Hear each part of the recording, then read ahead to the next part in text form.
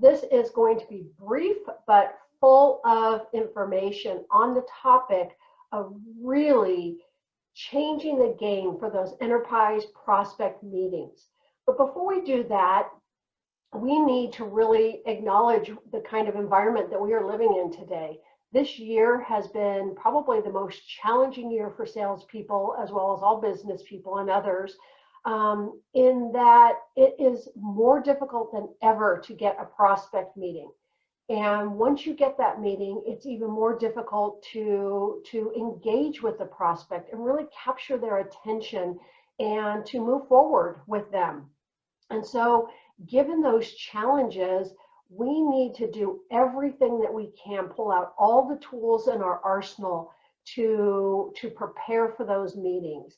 And by preparation and planning for every single prospect meeting, we will change the outcome of the meeting, and we will be so much more productive. And ultimately, that will lead to improved sales results. As a matter of fact, one of the statistics that I quote frequently is that you can expect a 20% or better boost in sales results simply from committing to the habit, making it a habit to do pre-call planning before every prospect call. So let's dive in, since we know that this is not optional. This is now something that has to be done, given the challenging environment that we all are living in. So pre-call planning is really a discipline and a habit and a thought process. But I'm going to share a tool with you at the end of this very brief webinar that's going to make it really easy for you. So stick with me, and I'll tell you how to get that tool. But really, you've got to decide based on the meeting that you have. Is it a 15-minute pre-call planning? Is it 30 minutes? Is it an hour plus? Maybe you're preparing for a finalist presentation after an RFP, or you're planning for an executive call. That's going to be a lot of planning, and probably more than just you in terms of the team planning for the call. But if pre-call planning can also be used just for simple calls that you have, and you can just do it on your own, using the tool I'm going to give you, or just a notebook. So it's really a thought process that you're going to go through that's going to ensure that that call is the highest quality call possible. So let's get started. The first thing is we need to do a little research. And again, the depth, it depends on the nature of the call. But before every call, we should do some research. We should look at the prospect's website. We should look at the current news in that website. What's happening with them. If it's a brand new prospect, you need to understand their company, their industry, who their competitors might be. Kind of try to think about what their priorities might be, what they're challenged with. Sometimes the answers are on the website. Sometimes you have to make some assumptions or develop some really good questions that you want to ask during the meeting. It's also important to go to LinkedIn and look at the common connections that you have with the people that you're going to be meeting with, that are going to be in the meeting. Look at their profile, look at their areas of interest. What do other people say about them if they have endorsements? Just get that background, get as much information as you can. And not just to check off the box, but really, what did you learn during that research that you want to bring into the meeting? Because by bringing any kind of good questions based on your research or observations based on your research, by bringing that into the meeting, you really are differentiating yourself, because you're letting your prospect know that you took the time to plan and that you care about them. So right then and there, that's a differentiator. The next thing that you want to think about is, who's going to be in that meeting? And you want to do some analysis on each of the participants. First of all, what's their style? Are they kind of more direct? Are they more relationship building? Are they analytical, technical? What is the style of the person that you're going to be meeting with? Because you need to adjust your style to match their style. mirror match is one of my clients used to say. And also you want to kind of think about, what is their role? Are they really the decision maker, or are they an influencer or a stakeholder, or an end user? What's their role? And what is their disposition towards you and your company? Are they a supporter? Are they neutral? Do you not know? And what about their political influence? High, medium, low, all of these things, all of this analysis helps you to really plan for a very, very positive meeting. And all of this work ultimately finds its way into the agenda. So that's where we'll end, but with the agenda. But after you look at the people that are going to be in the meeting, then you can ask yourself, do I have the right people that I'm bringing to the meeting? Maybe you were planning on just going to the meeting by yourself, but after really analyzing who the prospect's going to have in the meeting, maybe you want to add some people. Maybe there's some alignment or some interests or some styles or roles that would add value, and maybe you want to pull in a colleague or an expert from your company. Once you do that, you really want to think about the prospect's objectives for the meeting, not their objectives in general or overall or for your product or service area, but their objectives for the meeting. Why did they accept the meeting, and what do they want to get out of it? And what would make it a great meeting for them? So, are they trying to learn something? Do they want information so they can analyze something? Are they trying to decide something? What is their objective for the meeting? And then you want to think about your objective. And many times when I'm working with salespeople on pre-call planning, which is literally every week, the objectives are not aligned. So maybe the prospect's objective is to learn, and the salesperson's objective is to close. And those two things aren't compatible. So once you put yourself in your prospect's shoes and think about what their objective is for the meeting, what would make it great, what do they want to get out of the meeting, then make sure you're in alignment. Because if you're in alignment, then the meeting is going to go a lot smoother, and you have a much higher likelihood of securing your next steps, which is the very next thing you want to think about. What next steps would you love to see come out of this meeting? And I encourage my clients to think about best, next best, and in some cases, third best. By doing that, it allows you to really think about what would be the very best next thing based on their objectives and your objectives to come out of this meeting. But by having next best and third best, you have options, which means you can stay present in the meeting, and you're flexible to listen, flexible to get a next step, even if it's your second or third best. And when you think about next steps, don't just think about things that you would do. Think about shared next steps, or even things that the client would do.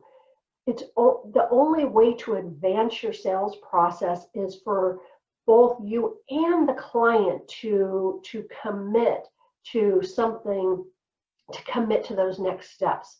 So another meeting is a joint commitment. The client sending you information or sharing information for an analysis is a commitment on their part for a next step. If they introduce you to a stakeholder so you can learn more, they're making a commitment when they do that, and you're making a commitment by meeting with the stakeholder. So you want to think about next steps being shared activities. Once you do that, then you're going to want to think about the questions that you want to ask during this meeting. And it's really important before you think about the questions that you think about, where are you in the sales process right now for this prospect meeting? Is it a first prospect meeting, so you know very little, so your questions are going to be sort of general in nature, but also you want them to be valuable and insightful?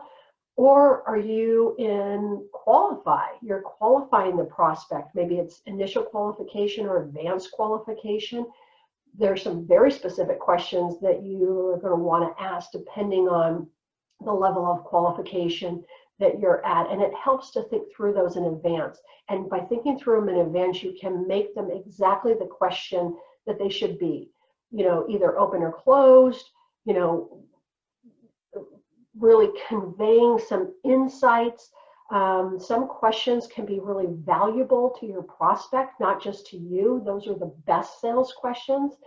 A great thing to do there is if you have a sales process in your company, and that sales process includes sample sales questions by stage, it's great to go look at those. Doesn't mean the exact ones that you have in your sales process are what you're going to use, but it kind of prompts your thinking. And so you can note the right questions that you want to ask that are appropriate for where you are and where your prospect is in their buying process. Then, if you are downstream a little bit, meaning maybe you're at the propose stage, you also want to be thinking about your win themes. And I have a whole Bright Talk webinar on win themes that you can check out on the channel, and I encourage you to do so. But just to remind you, win themes are that intersection between your prospect's priorities and your strengths. And you don't know those in a first meeting. You maybe can guess or you might have an idea of what they could be, but you want to be asking some questions initially. And then as you're qualifying, you're learning more, you're asking more questions about their priorities. But by the time you get to the propose stage, you really should have those win themes, 2 or 3 of them crystal clear, and know what are their priorities, how do your strengths impact their priorities, do you have some evidence you could share to back that up, and how are you going to share that? So there's that kind of work that also can be done before the meeting, depending on what stage of the sales process you're at. After that, you're going to want to think about what could go wrong. And none of us really want to think about what could go wrong, but there's so many things that can go wrong in a prospect meeting. And I don't think anyone out there in the audience would say that they've never had something go wrong. They've never thought that the meeting was going to go an hour, and then they got there and the prospect said they only had 20 minutes. Or the executive that they've been trying to get to committed to come to the meeting, and then they get there and their day-to-day contact said the executive had an emergency and couldn't attend. There's all kinds of things that can go wrong. But if you know the prospect, then you have a good chance of kind of zeroing in on the probable things that could go wrong. And by coming up with, however, 1, 2, 3, 4, however many there are, you can come up with ways to be proactive to avoid that thing going wrong. I'll give you an example. Let's use the situation where the executive is committed to the meeting, and then you find out that the last minute emergency came up, they aren't going to be there. Well, the thing that you could do in advance, if you thought that that was one of the things that could go wrong, is the executive could have a role on that agenda, and they would know about that role in advance. And so it would be an appropriate role, maybe something like sharing their vision for the next couple of years, sharing some direction of the company. It could be anything, but something substantive where the executive is responsible for a part of the agenda. They know it. If that's the case, they'll be there. They would only truly an emergency would cause them to not be there if they have that formal role in the meeting. And that's one of the things that you could do proactively. So there's no shortage of things that you can do. I've had so many situations where we've gone through this and salespeople come back to me, account team members, and say, you know what, that thing did happen that we were nervous about, but because we thought about it in advance, we did not panic. We were able to get things back on track. We knew what to do. I've also had sales people come back to me and many times over the years and say that the customer, the prospect, actually commented to them on the quality of the meeting. Like the prospect said something like, you know what, this was a really good meeting. I really appreciate all your preparation. It's very different than the other people that I've met with for this project. So just that meeting preparation is a big differentiator, and your prospects will notice. Once you have done all of that, then it's time to put together that agenda. And the agenda should comprehend all that pre-work. So in other words, it should comprehend what the customer's objectives are, what your objectives are. It should build towards those next steps. It should have things to get in front of the stuff that could go wrong. You'll figure out where in the agenda you're going to ask those questions that you want to ask. Where do they fit? So there's the internal agenda that you're going to build, like your planning agenda. And then you're going to send an external version of that to your customer in advance, always. It could just be an email. It could be a Word document. Just depends on the meeting, your prospect, your industry. But you're going to send it in advance, say, here's the agenda for our meeting next week. Can you look it over? Let me know, does this work for you? Should I add anything, take anything off? How does this look? And you're going to get their input and their agreement that that's a good agenda. So you are setting the stage for a productive meeting well in advance of the meeting. And if you do all of that, which is really simple, sounds like a lot, but it actually happens very quickly. And when you make it a habit, it's not onerous at all. When you do all that, you will ring the bell more frequently. You will have better meetings. You'll have more meetings. Your prospects will go to the next stage of the sales cycle, and ultimately they will sign up with you for your products and services. So I mentioned a tool at the beginning that I want to share with you, and that is my pre-call plan guide. It's a 2-page, so really short, fillable PDF, and I use it every single week with clients. I have been updating it for years. So, how we sell and what needs to be in pre-call planning today is not the same as it was last year or 2 years ago or 5 years ago or 10 years ago. I'm constantly updating all my tools, but that one specifically.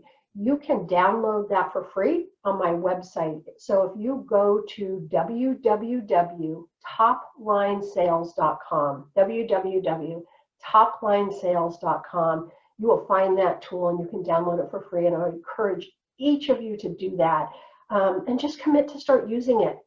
Just commit to it, whether it's the 10, 15-minute version, the 30-minute version where you're getting with your manager or coach or colleague, or maybe you have big meetings with executives and you need to pull your entire account team together and it's going to be an hour. It doesn't matter. But by following that same thought process, you're going to be successful. The other thing, when you're at my website, I want to encourage you to look for my 2 books. So the first book, The Top Seller Advantage, Powerful Strategies to Build Long-Term Executive Relationships. If you need executive sponsors as part of your sales process, there's a whole chapter in here on what you need to do to pre-call plan, what the call needs to be like, and what you have to do after to keep that door open. And this whole book is about engaging with executives over time. And every single chapter, I've interviewed a different executive, and I asked them, why would you take a call from a salesperson? What would it take to make that call valuable? What would have to occur? And why would you keep the door open for more meetings with them? What would make it so valuable that you would continue that relationship? And the executives tell me. And so you get different executive perspectives and a lot about pre-call planning. So that's this book. My other book, brand new this year, award-winning, yay, is the Top Sales Leader Playbook, How to Win 5X Deals Repeatedly. And this is for sales leaders, managers, directors, VPs of sales, and even salespeople that are in charge of account teams, maybe an account manager, an account executive, that have the opportunity to really identify, develop, and close big deals. I call them 5X deals, about 5 times your average deal size. And this has all the plays to be able to do that. And one of the plays is pre-call planning. So important. There's only 16 plays in the book, and pre-call planning is one of the 16. And also in this book, I bring in other experts. Every single one of those 16 plays has a sideline coach that lends their expertise to that play.